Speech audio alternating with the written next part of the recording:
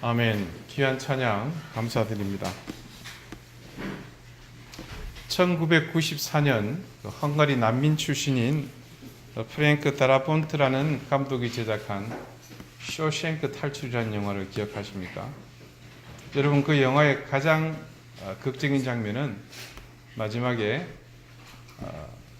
이 에디 듀프레인이 야구장 3개 반만한 그 길이에 하수구를 뚫고 나와서 형무소 밖에 서서 쏟아지는 비 속에 하늘을 향해서 두 팔을 높이 들고 서 있는 그 장면입니다. 얼마나 자유로웠겠습니까? 물고기 뱃속에서 나왔던 요나가 아마 그런 모습이 아니었을까. 사흘 동안, 우리는 사흘이지만 요나는 그 뱃속에서 하루하루가 어떻게 지나갔는지 시간에 대한 개념이 없지 않았겠습니까? 어쩌면 그에게는 그 시간이 석 달이 될 수도 있었고 또 길게는 3년처럼 느껴졌을 수도 있을 것입니다. 그렇게 물고기 뱃속에서 토해져서 육지에 섰을 때 그에게 내리쬐는 햇빛은 또 얼마나 눈이 부셨겠습니까? 전혀 빛이 들지 않는 뱃속에서 이제 막 토해져 나온 그가 한동안 정신이 없었지만 다시 정신을 차립니다. 물고기 뱃속에 적응되어 있던 몸이 세상 밖으로 나와서 적응하기까지는 그래도 시간은 필요합니다. 그런 와중에 그는 내가 정말 살아있기는 한 것인가 여기저기 몸을 만져보면서 무엇보다도 자신이 육지에 발을 디디고 서 있다는 그 자체에 감격하고 또 그 사실을 만끽합니다. 이제 무엇을 해야 하나 그의 머릿속은 잠시 혼돈스럽습니다. 요나가 물고기 뱃속에서 그곳에 나가고 이후에 무엇을 할 것인지 얼마나 많은 생각을 했겠습니까? 잠시 생각을 하던 요나는 의외로 쉽게 결정을 내립니다. 실은 다른 선택의 여지가 없기도 하죠. 기억하십니까? 요나는 다시스로 가는 국제선 배를 타기 위해 집도 팔았고 자기 토지도 모두 처분했다는 사실 말입니다. 그런 여러 가지 생각들이 교차하면서 문득 떠오른 한 가지가 있습니다. 풍랑에 요동치던 그 배 위에서 자신을 향해 매섭게 한 선원이 던졌던 질문입니다. 너의 생업이 무엇이냐? 그때 그는 그 질문 앞에 얼어붙어 버렸던 기억을 떠올립니다. 그리고 과연 나는 누구인가? 어쩌면 전혀 갈피를 못 잡고서 벌거벗겨진 채로 욥바의 해변에 내버려진 요나에게 당연히 밀려올 수 있는 생각입니다. 지난주 말씀에서 우리는 알았습니다. 하나님은 이 물고기의 뱃속에서 통회하며 자복하던 요나의 기도를 들으시고 그를 다시 땅이 수용할 수 있는 거룩한 사람으로 회복시키셔서 이곳에 서게 하셨습니다. 그렇다면 응당 이제 요나는 자신을 회복시켜 주신 그분의 계획에 자신을 맡겨야 할 차례입니다. 그렇게 생각이 정리되고 자신이 이제는 하나님의 말씀을 전하는 선지자라는 것을 새롭게 각인한 요나에게는 깊은 평강과 함께 모든 자신을 얽어맸던 것으로부터 자유가 밀려옵니다. 그리고 이제 다시 힘을 내어 그가 가야 할 니느웨로의 여정을 다짐하는 순간 전혀 낯설지 않은 음성, 하나님의 음성이 들려옵니다. 쿰 레이크 카라. 여러분 이 말들을 기억하시겠습니까? 일어나 가서 외쳐라. 요나에게 다시 한번 하나님의 사명이 주어졌습니다. 기회를 하나님이 한 번 더 주신 것입니다. 우리는 요나와 같이 이런 은혜를 늘 덧입고 살아갑니다. 수없이 많은 상황에서 우리는 실패하고 또 때로는 실수하고 또 그런 것들을 경험하지만 우리는 그 실수의 현장에서 그리고 실패의 자리에서 주저앉거나 인생이 무너지지 않았습니다. 설령 그런 경험을 했다손 치더라도 우리는 지금 분명 실수했을 그때에 실패했을 그때의 상황과 전혀 다른 모습으로 있지 않습니까? 지금 우리는 실수하여 모든 것을 상실한 상황도 그리고 실패하여 모든 것을 잃어버린 상황도 전혀 아닙니다. 주님께서 우리를 일으켜 주시고 다시 회복시켜 주시며 은혜로 감싸 주신 덕분입니다. 그런데 말입니다. 요나가 살던 이 구약의 시대에는 새로운 기회가 지금처럼 당연한 듯이 주어지던 그런 시대가 아니었습니다. 말인즉 요나가 지금 하나님의 명령을 다시 받아서 니느웨로 가게 된 것, 그것은 당연한 것이 아니냐라고 우리는 대수롭게 생각하지만 그 시대 상황에서 요나는 아주 특별한 하나님의 배려를 덧입었습니다. 물론 그 대가는 지옥을 경험하는 것이었습니다. 물고기 뱃속 말입니다. 그럼에도 불구하고 실패한 선지자에게 다시 기회가 주어지는 것은 흔하지 않는 일이었습니다. 우리는 아담과 하와 첫사람인 그들이 뱀의 유혹에 넘어가서 하나님께 어떤 불순종을 했는지를 잘 압니다. 하나님이 특별히 강조하신 그 명령 하나에 불순종한 결과 그들은 자신들이 벌거벗었다는 사실을 알게 되었죠. 처음 느낀 겁니다. 그래서 말씀은 그들이 그 부끄러움을 인지하고 몸을 가리고 숨었다 이렇게 증거합니다. 그것은 사실은 하나님의 낯을 피하여 숨은 것입니다. 그런 그들의 치명적인 실수, 실패, 어쩌면 반드시 다시 되돌려야만 한다는 생각이 들 정도로 안타까운 그런 실수였지만 하나님은 그러나 그들에게 다시 기회를 주시지 않았습니다. 이런 상황은 이후로도 계속해서 나타났습니다. 이스라엘의 최고의 지도자로 손꼽히는 모세의 경우도 예외는 아니었습니다. 출애굽하는 여정 동안 모세와 그의 형인 아론이 하나님의 충실한 종이었음에도 불구하고 그들이 영적으로 넘어진 적이 있습니다. 이스라엘의 목전에서 그들이 하나님의 거룩하심을 온전히 드러내지 못했을 때에 다시 그들에게 기회가 주어졌던가요? 그렇지 않습니다. 슬프게도 그들은 하나님이 허락하신 약속의 땅으로 들어가지 못합니다. 그들은 그 땅을 바라보기는 하였지만 자신의 발로는 밟지 못했습니다. 그런데 오늘 선지자에게 다시 한번 기회가 주어집니다. 쿰 레이크 카라. 일어나 가서 외치라.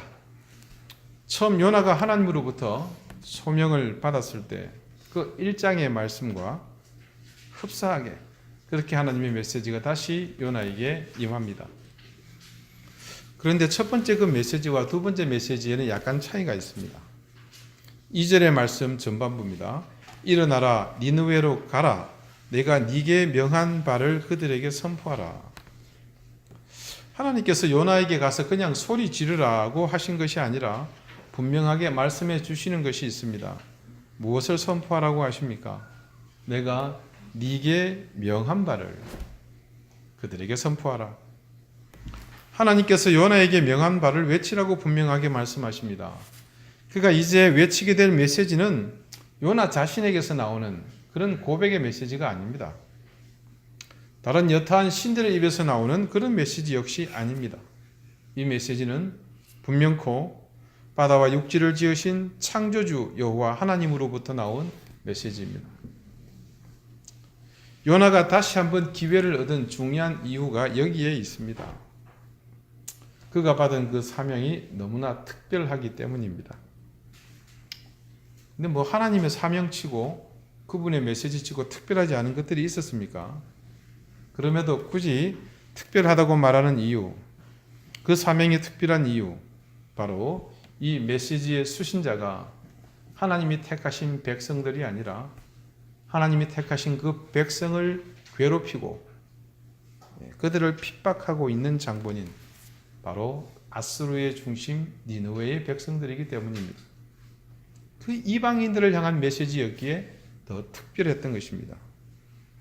이제 요나는 하나님이 특별한 관심을 가지고 시작하신 이방인을 위한 예언 사역을 감당하기 위해 이방 땅으로 걸어가려 했습니다. 물론 요나에게 다른 길은 없습니다. 오직 한 길 니느웨로 가는 길만 있을 뿐입니다.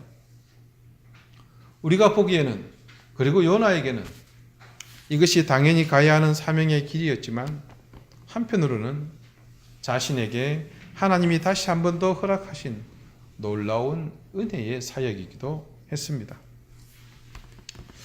우리와 너무나 닮은 평범한 삶을 살고 있는 한 여인이 있습니다. 가녀린 몸매의 아름다운 중년의 이 여인은 3명의 자녀를 둔 평범한 엄마입니다. 이렇게 평범하고 소소한 삶을 사는 그녀에게 자신만 알고 있는 결코 돌아가고 싶지 않은 장소가 있습니다. 그녀는 과거에 공부도 꽤 잘했고 머리도 영리해서 명문대학에 무난히 입학을 했다고 합니다. 근데 그때는 전혀 하나님을 모를 때였습니다. 그러다 보니 자연 그녀의 대학 생활은 지극히 자기중심적이었습니다. 매력적인 그녀에게 금방 멋진 남자친구가 생겼습니다. 그리고 아무런 거리낌 없이 그 남자와 동거가 시작되었고 오래지 않아 임신을 하게 됩니다. 어린 나이였기에 그녀는 무척 당혹스러웠고 그녀의 남자친구 역시 별 의지가 못 되었습니다. 결국 그녀가 선택한 것은 낙태였습니다. 그리고 시간이 지나면서 뭔가 그래도 의지하고 싶어 여기저기 기웃거리다가 자신과 같은 처지의 사람을 위한 미혼 여성의 임신 상담소를 찾게 되었습니다. 상담 중에 자신이 결심한 일에 대해 상담사는 강력하게 만류했습니다. 그러나 결국 그녀는 상담사의 설득에도 불구하고 낙태를 감행했습니다. 그녀에게 그래서 그곳은 다시는 돌아가고 싶지 않은 그런 장소였습니다. 그녀가 이 일을 겪은 뒤 다시는 같은 실수를 반복하지 않으려고 다짐하고 또 다짐했습니다만 그 후로도 2번이나 원하지 않는 임신을 하게 됩니다. 다시는 돌아가고 싶지 않았던 그 상담소에 그녀는 또다시 가게 되었습니다. 다행히도 그녀는 그곳에서 신실한 크리스찬 상담사를 만나게 되었습니다. 그녀의 사랑이 가득한 돌봄과 중보를 통해 그녀의 마음은 조금씩 녹아내렸고 간곡한 그녀의 권유와 기도 덕분에 마침내 예수 그리스도를 인격적으로 만나게 됩니다. 그리고 이후로 성경 공부 모임에도 참여하면서 그녀는 이후로 거듭난 삶을 살게 되었습니다. 그녀는 이후 하나님이 자신에게 또 한 번의 인생의 기회를 주셨다고 고백했습니다. 자신에게 낙인처럼 찍혀있는 상처를 치유받고 순결하게 살아가게 해주신 2번째의 기회였습니다. 그 후로 그녀는 10대와 20대의 여자아이를 보듬어주는 치유사역자가 되었습니다. 다시는 찾아가지 않겠노라고 다짐한 그 상담소를 이제는 매일 찾아가 봉사하면서 생명을 구하는 일을 하고 있습니다. 낙태를 경험했거나 미혼모이거나 과거의 잘못된 선택으로 고통에 허덕이는 여성들을 언니처럼 보살피고 예수님의 사랑을 전하는 일을 합니다. 그녀는 자신이 겪었던 이전의 실패와 아픔 덕분에 그 시설의 어느 누구보다도 이 클라이언트들을 잘 이해하고 보듬어 줄 수 있는 사람이었습니다. 그녀는 이렇게 말합니다. 하나님께서 다시 한번 기회를 주셔서 그 은혜의 기회를 베푸는 사람이 되지 않을 수 없었습니다. 하나님이 그 부인에게 기회를 주신 것은 그녀가 다시 누군가에게 하나님께서 그러셨던 것처럼 은혜의 기회를 선포할 사역자가 되리라 하나님께서 그녀를 신임하셨기 때문이 아니었을까요? 여러분은 어떠십니까? 우리에게도 분명 그리스도 안에서 주어지는 새로운 기회가 있습니다. 그 내용은 서로 다르겠지만 죄인에게 주어진 은혜라는 점에서 그 모든 기회가 가진 의미는 동일합니다. 그렇게 다시 한번 기회를 부여받게 되었을 때 그리스도인들은 대체로 2가지의 선택을 한다고 합니다. 첫 번째 선택은 죄의 심판 대신 은혜를 입었으니 그 은혜를 더하려고 그냥 죄에 머물고 있는 것입니다. 로마서 6장 1절 말씀이 이렇게 증거합니다.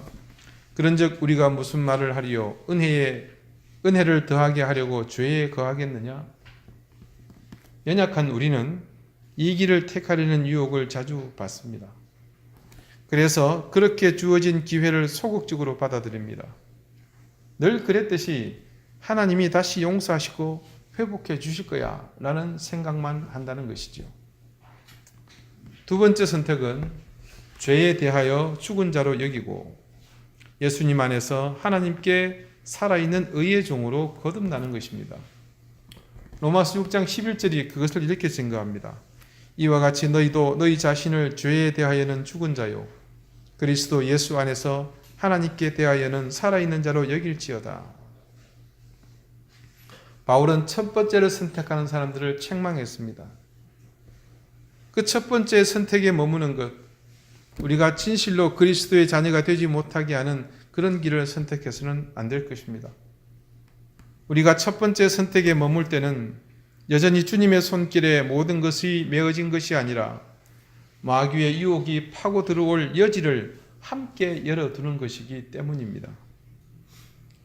내 스스로 거듭나기를 적극적으로 수용하지 않고 있는데 악한 영의 힘이 우리를 그냥 놔둘 리 없습니다. 그래서 당연히 우리의 선택은 두 번째입니다. 우리가 스스로의 실패와 불순종의 경험에서 한층 더 나가는 것입니다. 의의 종으로 거듭나는 길을 선택하는 것이죠. 이 길을 선택하기 위해서 반드시 우리가 수용해야 하는 것이 있습니다. 그것은 바로 그 상황에서 우리를 건져주실 예수 그리스도의 그 말씀, 그 명령, 그것을 우리가 순종하는 것입니다. 순종은요, 순종하기까지가 어렵습니다. 하지만 어떤 경우든 일단 순종하고 나면 순종이 가장 쉬운 길이었음을 순종을 해보면서 금방 깨닫게 됩니다. 자, 방금 이 문장 속에 순종이 몇 번 들어갔습니까? 다시 한번 읽어드릴게요. 순종은 순종하기까지가 어렵습니다. 하지만 어떤 경우든 일단 순종하고 나면 순종이 가장 쉬운 길이었음을 순종을 하면서 깨닫게 됩니다. 쉽게 말해서 무조건 순종하라는 말씀입니다.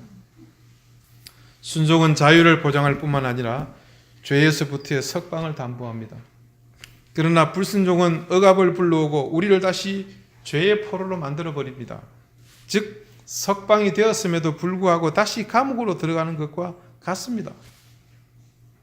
여러분, 누군들 어떤 종류가 되었건 굴레 아래에 있는 것을 좋아할 사람이 있겠습니까? 물론 나는 당신의 사랑의 굴레 아래에 있기를 원해. 이런 굴레는 적극 추천합니다.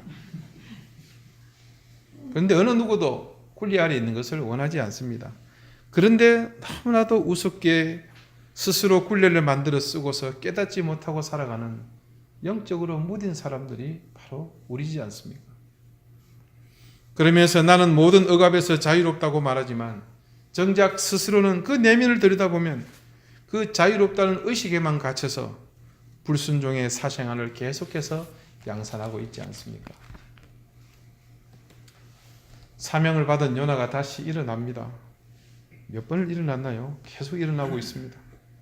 하나님께서 그렇게 명령하시기 때문에 이제 그는 당연히 일어나야 옳습니다. 그러나 오늘의 일어남은 이전의 그것과는 다릅니다. 처음 그가 일어났을 때는 여호와 하나님의 얼굴을 피하기 위한 기만적인 일어남이었다면 오늘 요나의 일어남은 정직하고 거룩한 목적 때문입니다. 그의 새로운 사역에 대한 방향이 완전히 달라졌음을 알 수 있습니다. 그가 어디로 방향을 잡았겠습니까? 이제 요나는 다시 자신을 파멸로 몰고 간 자신의 길, 자기 욕망의 길 다시스가 아니라 하나님의 미래가 기다리고 있는 니느웨를 향해 육지의 길로 접어듭니다. 우리가 처음 요나서를 시작할 때 관심을 둔 곳은 바로 우리의 다시스가 어디였겠는가 였습니다. 우리 삶의 다시스를 점검하고 정확하게 짚고 가야 하는 이유는 바로 그곳이 우리가 하나님의 길로 돌아오며 다시 회복할 수 있는 중요한 키포인트가 되기 때문입니다. 그런데 우리는 그 자리가 나를 실패하게 만든 자리이기에 피하려고만 했습니다. 그냥 외면하면서 내 힘으로 그곳을 향해 나가는 것을 전혀 원치 않았습니다. 하나님은 그런 우리를 지켜보고 계셨습니다.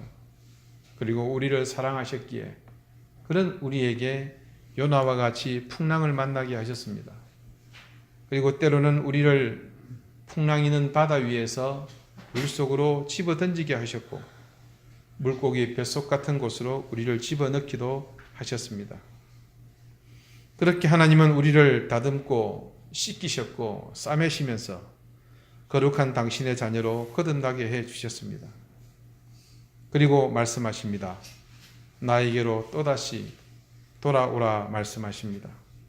여러분, 이제 우리는 내 생각에 끌려가지 않아도 됩니다.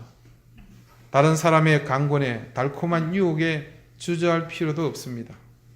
단지 이제는 요나처럼 하나님이 명령하시는 곳으로 나아가기만 하면 됩니다. 기도드리시겠습니다. 우리의 인생을 인도하시는 하나님, 우리가 하나님을 향해 불순종하며 실패할 때 언제나 우리에게 새로운 기회를 주셨지만 우리는 그때마다 그 순간을 넘기는 것으로 하나님의 인도하심에 응답했습니다. 그래서 수없이 실패를 반복하고 하나님의 용서와 인도하심이 있지만 우리의 신앙은 언제나 제자리였습니다. 이제 우리가 죄에 대하여 죽은 자임을 알고 의의 종으로 거듭나기를 원합니다. 하나님의 뜻에 기쁨으로 순종함으로 나의 실패와 불순종을 통해 주시는 은혜를 누리며 더욱 성숙한 하나님의 자녀로 살기 원합니다. 주여 우리를 인도하여 주시옵소서. 예수 그리스도 이름으로 기도드리옵나이다. 아멘.